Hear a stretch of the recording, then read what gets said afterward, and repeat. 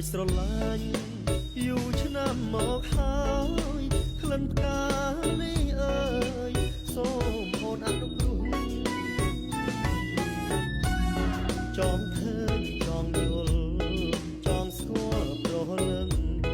បងចង់ដឹងឈ្មោះចង់ស្រូបរសជាតិស្នេហានឹងថ្លៃតើស្រងចូលណៃស្រីអូនព្រមឬទេមាសមេសូមអូនព្រមឆ្លើយ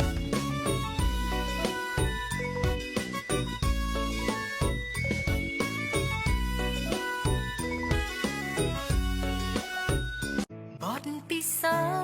ធន៍ឆ្លងកាត់នូវរឿងរ៉ាវជាច្រើននាំឲ្យយើងក្លាយជាមនុស្សម្នាក់រឹងមាំមានកុសលអង្គុសលសុខក៏បុណ្យឬបាំងបិណ្ឌនៃមេឃងងឹមពិភពលោកប្រជាព្រះស្រី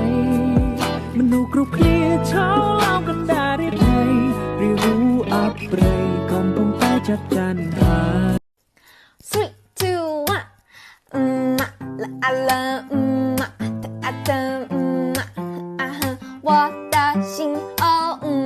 តាមការស្រាវជ្រាវបានបង្ហាញថាសត្វជ្រូកគឺពូកែដេកខ្លាំងណាស់ដែររហូតដល់ទៅ13ម៉ោងក្នុងមួយថ្ងៃហើយជាធម្មតាគឺវាស៊ីហើយដេកដេកហើយស៊ីស៊ីហើយដេកដេកហើយស៊ី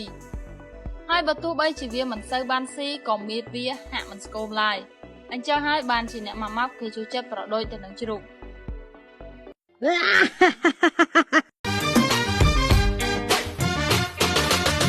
Essential. Remix.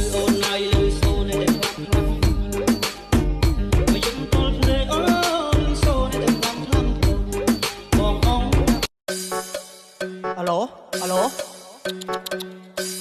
អំភ Em ok nè. Hello hello everybody and gentlemen welcome to DJ DJ ស្រុកខ្សែសូមជម្រាបពុកម៉ែយាយតាកន្លងមុំសូមជម្រាបជាមុនថាខ្ញុំជាអ្នកណាក៏ពិតរូបខ្ញុំជា DJ យ៉ាងសង្ហាមកពីប្រទេសឆ្មាខេត្តបន្ទាយមានជ័យខេត្តបន្ទាយមានជ័យក្នុងឱកាសពេលនេះសូមលំអរកាយគោរពជម្រាបសួរបងប្អូនទាំងឡាយទាំងនៅទីជិតហើយនិងនៅទីឆ្ងាយជាពិសេសនៅរៀន